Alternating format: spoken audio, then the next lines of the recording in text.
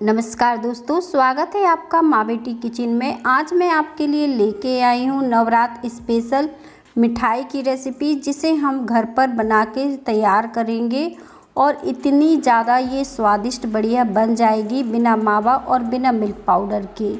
सबसे पहले हम एक कढ़ाई लेंगे और इसमें डाल देंगे ये साबूदाना।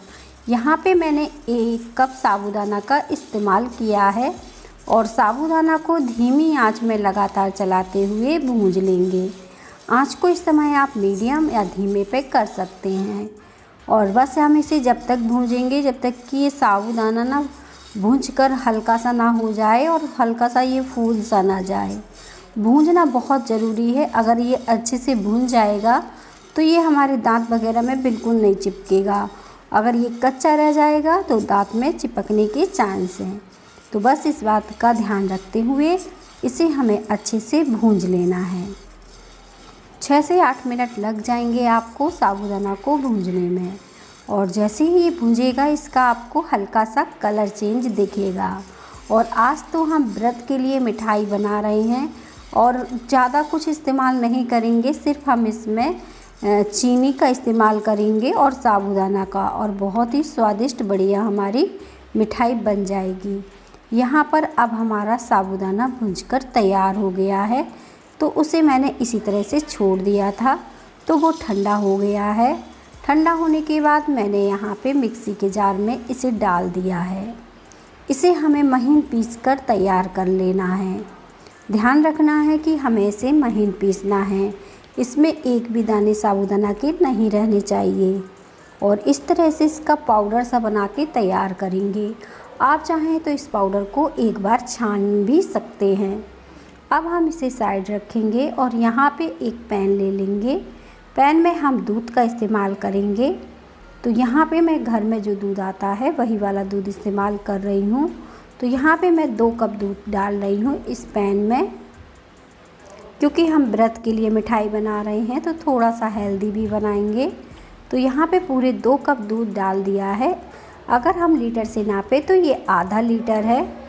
अब हम क्या करेंगे, दूध को इस तरह से चलाते हुए पका लेंगे। जो दूध है हमारा 2 कप से 1 कप ना हो जाए, तब तक हम इसे धीमी आंच में बढ़िया तरीके से पकाएंगे। बीच बीच में इसे चलाते रहेंगे ताकि ये नीचे से नहीं लगे, और इसे पका के तैयार करेंगे।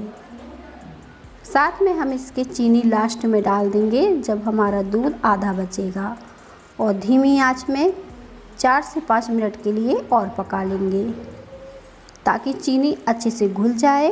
और दूध में इस तरह से जब चीनी डालते हैं ना तो थोड़ा सा पतला सा दूध दिखने लगता है, तो थोड़ा और हम इसे पकाएंगे। और देखें अब इसका कलर पूरी तरह से चेंज हो गया है। ये 2 कप दूध था तो 1 कप बचा है। इसी तरह से आपको गाढ़ा करके इसे पकाना है। गैस को बंद कर देंगे और इसे निकाल लेंगे। एक कढ़ाई लेंगे, इसमें हम देसी घी डाल देंगे 1 चम्मच। यहाँ पे मैंने गाय के घी का इस्तेमाल किया है। घी आप कोई भी इस्तेमाल कर सकते हैं। और जो साबूदाना हमने पीस के रखा था इसे कढ़ाई में डाल दिया है। इसे हमने पहले एक बार पीसा था, फिर दोबारा में भूंजा था और फिर अभी भूंजा है। तो एक बार भूंजने के बाद इसे इस तरह से दोबारा भी भूंजना है। अब भूंजने में इसे बिल्कुल भी समय नहीं लगेगा, ये कम समय में भूंजकर तैयार हो जाएगा, क्योंकि एक बार हम पहले ही इसे भूंज चुके हैं। तो बस इसे इसी तरह से चलाते हुए भूंज लेते हैं।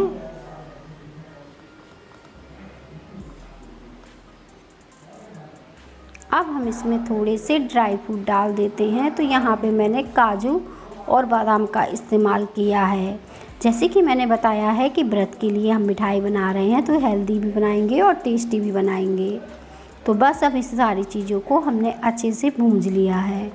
ये सारी चीज़ें देखें अच्छे से मिक्स भी हो गई हैं और भूंज भी गई हैं। अब हम क्या करेंगे कि जो दूध हमने पका के रखा है उसे ऐड करेंगे। जब हमारे साबूदाना का हल्का सा कलर चेंज हो जाएगा तो धीरे धीरे करके इसे ऐड कर देंगे इस तरीके से। अब हम बाकी का भी दूध इसमें ऐड कर देते हैं। अब हम इसे अच्छे से कंबाइंड होने तक पका लेंगे। जब तक कि अच्छे से कंबाइन ना हो जाए तब तक हम इसे इसी तरह से चलाते हुए पका लेना है। और बस हम इसी तरह से चलाते रहेंगे और इसे पका लेंगे। 3 से 4 मिनट लगेंगे इसे भूंजकर तैयार होने में। बहुत ज़्यादा अब समय नहीं लगने वाला है और हमारी मिठाई बनके तैयार हो जाएगी। तो देखिए जैसे जैसे हम इसे चला रहे हैं ये अच्छे से इस तरह से कंबाइंड सा हो रहा है, बहुत ही बढ़िया बनके तैयार हो गया है। तो बस अब हमें क्या करना है, गैस को बंद कर देना है। बंद करने के बाद हम इसे निकाल लेते हैं क्योंकि ये परफेक्ट बनके तैयार हो गया है। अब हम कोई भी प्लेट या ट्रे ले लेंगे और उसे तेल या घी से ग्रीस कर लेंगे क्योंकि मिठाई हम इसी में सेट करने वाले हैं। तो अब हमने इसे मिठाई को इसमें डाल दिया है। आप चाहें तो इसे इस तरह से अच्छे से फैला सकते हैं, पर मैं इसे यहाँ पर छोटी चम्मच का इस्तेमाल करूँगी और इसे अच्छे से चिकना कर दूँगी। और मोटी पतली आप अपने हिसाब से कर सकते हैं। मैं यहाँ पे थोड़ी सी मीडियम सी रख रही हूँ, बहुत ज़्यादा पतली नहीं कर रही हूँ, बहुत ज़्यादा मोटी नहीं कर रही हूँ। और बस मैंने इसे अच्छे से चिकना कर लिया है।